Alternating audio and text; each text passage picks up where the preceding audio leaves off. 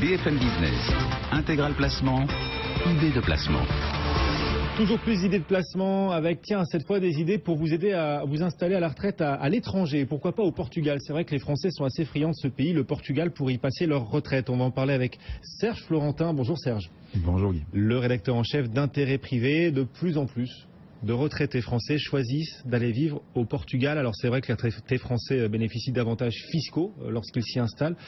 C'est un vrai bon plan le Portugal? C'est une vraie bonne idée ou c'est un mirage? Écoutez, dans l'intérêt privé, on a essayé de décortiquer le Portugal de très près dans cette enquête qui sera publiée au mois de septembre. Et franchement, le Portugal a vraiment actuellement beaucoup d'arguments au plan fiscal pour attirer éventuellement des personnes qui souhaitent ne pas y payer d'impôts. Hein. C'est ça le moteur et le prétexte aussi de cet article. Mais nous voyons les aspects secondaires, je dirais collatéraux. C'est-à-dire quand on va au Portugal aujourd'hui, pour ne pas payer d'impôts en tant que retraité sur ses pensions. À peu près 5600 retraités se sont installés l'an dernier au Portugal, 7000 Français sont partis au Portugal, 2700 ont acheté des biens immobiliers. C'est pas rien. Hein. C'est pas rien, ce n'est pas négligeable.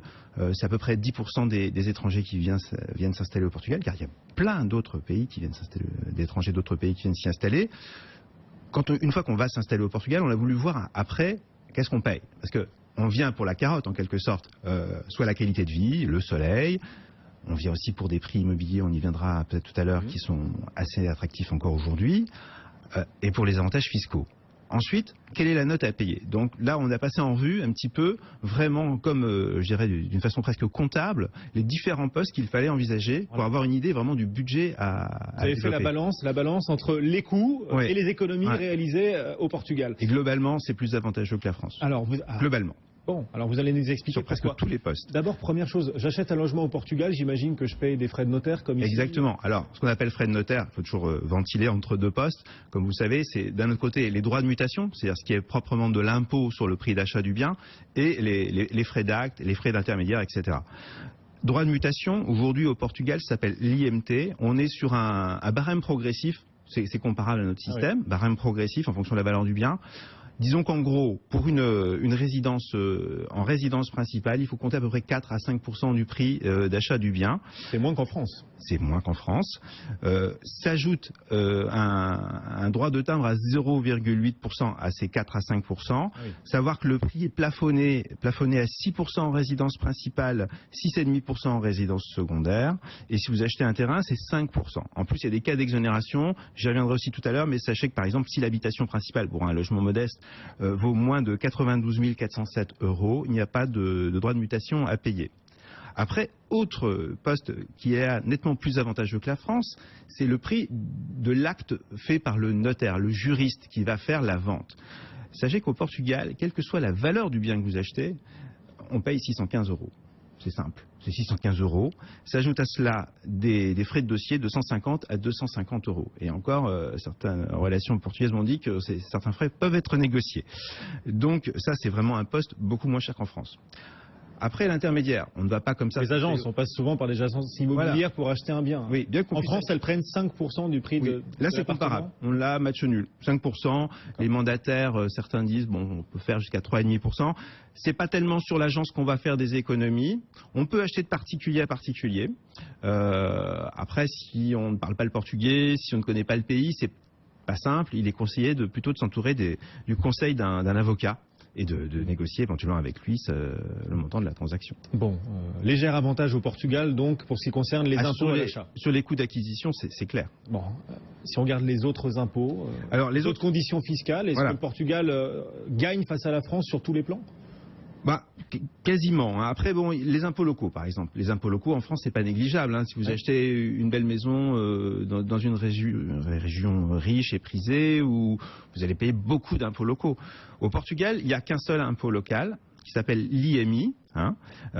Son taux est à peu près de 0,3 à 0,5% de la valeur imposable du bien. Cette valeur imposable étant égale à peu près aux 3/4 du prix d'achat, m'a-t-on dit. Donc un taux fixé par la municipalité chaque année entre 0,3 et 0,5%. Et il n'y a pas de taxe d'équivalent de la taxe d'habitation. C'est comme s'il y avait une taxe foncière en quelque sorte sur la propriété.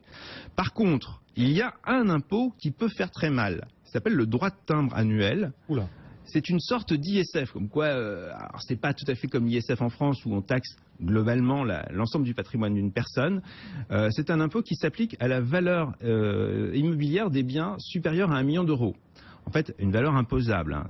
M'a-t-on dit, ça concernerait plutôt des immeubles entiers et plutôt des biens valant aux alentours de 1,5 million d'euros. Mais le taux, par contre, est très important. Il est de 1% de la valeur du bien, à comparer donc à un taux qui, en France, est de 0,5% à l'ISF dans ces tranches-là.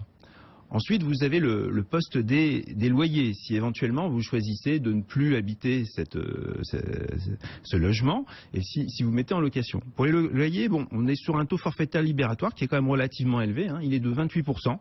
Donc 28%, c'est quand même pas négligeable. Et ça concerne tout le monde, que vous louiez votre résidence principale ou une résidence secondaire.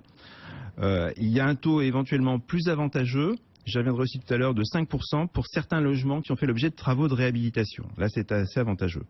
Enfin, il faut savoir que pour la première mise en location du logement, on doit faire enregistrer le contrat. Et là, il y a un taux de 10% applicable à la première mensualité de loyer.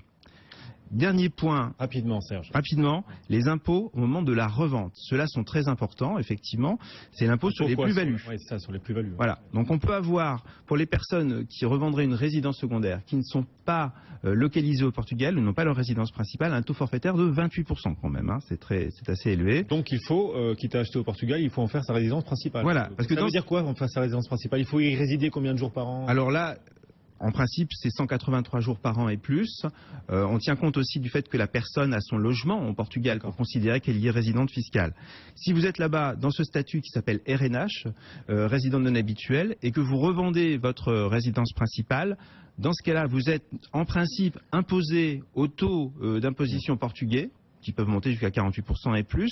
Mais en pratique, c'est un peu comme en France. C'est-à-dire que si vous vendez le bien pour réacheter une autre habitation, que ce soit au Portugal ou dans un autre pays, ça peut être en France, dans ce cas-là, vous êtes exonéré si vous faites le rachat dans les 3 ans de la vente. Pas d'impôt.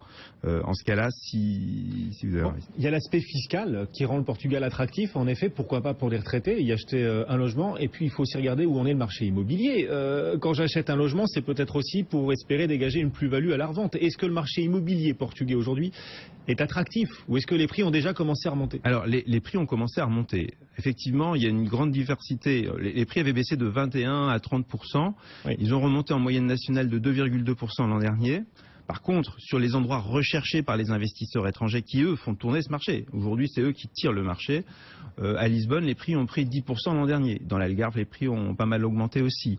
Donc, il reste, évidemment, c'est relatif, des bonnes affaires à faire par rapport à d'autres destinations, mais il est vrai que les prix, entre guillemets, vraiment avantageux ont un petit peu quitté le marché. Donc aujourd'hui, ce qui est intéressant aujourd'hui, c'est de profiter des mesures qui visent à faire de la réhabilitation dans l'ancien. Dans certains quartiers à réhabiliter, vous pouvez acheter à partir de 1 500 € le mètre carré, par exemple, à Lisbonne. Oui. Entre 1 500 et 2 000 € le mètre carré. Et c'est comme en France, on peut avoir un avantage fiscal en réalisant des travaux, le fameux déficit foncier, oui. Alors, non, on a des avantages fiscaux. Par exemple, on n'a pas de droit de mutation à payer, le fameux 4 à 5%. Ensuite, si vous mettez en location, les loyers sont imposés à 5%. Et pareillement, sur les plus-values, vous avez un taux d'imposition des plus-values, dans ce cas-là, si vous n'y habitez pas, vous êtes un pur investisseur, qui sera de 5% au lieu de 28%. Et puis surtout, ce qui est très important, c'est que les Portugais ont mis aussi en place un système de baisse de la TVA pour les travaux. Les travaux, dans ce cas-là, sont taxés à une TVA de 6% au lieu de 23%. Au Portugal, le taux de TVA est très élevé. Ce n'est pas non plus une destination idyllique pour tous les impôts. L'essence est plus chère qu'en France, la TVA est élevée, les produits importés sont souvent plus chers qu'en France. Seuls les produits locaux sont beaucoup plus avantageux. Bon, donc le Portugal a un large avantage sur la France pour les retraités, pour ceux qui souhaitent... Ouais. Et malheureusement, enfin, les retraités, certains peut-être finiront leur vie au Portugal. Il faut savoir qu'il y a une exonération des droits de succession pour le conjoint survivant et pour les enfants sur la valeur des biens qui se trouvent au Portugal. Serge Florentin, ouais, ça fait rêver quand même. Serge Florentin, rédacteur en chef d'Intérêt Privé avec nous. Et donc le Portugal, pourquoi pas privilégié pour votre retraite. Merci beaucoup Serge. Ouais, et le système de santé n'est pas si mauvais en plus au Portugal. Oui, en plus les retraités peuvent profiter de la sécurité sociale française. Mais enfin, il est très conseillé de prendre une complémentaire santé par contre localement. Après, c'est pas toujours facile de convaincre une banque de prêter de l'argent pour un achat à l'étranger. En tout cas, de convaincre une banque française pour acheter à l'étranger, c'est pas si facile. C'est plus compliqué. Il vaut mieux venir en ayant revendu le prix de son logement et en ayant la somme nécessaire. Ça rend les choses beaucoup plus simples. Et on gagne du temps. Merci Serge. Je vous en prie. Ça s'adresse aux plus aisés, bien sûr. Serge Florentin, rédacteur en chef d'Intérêt Privé.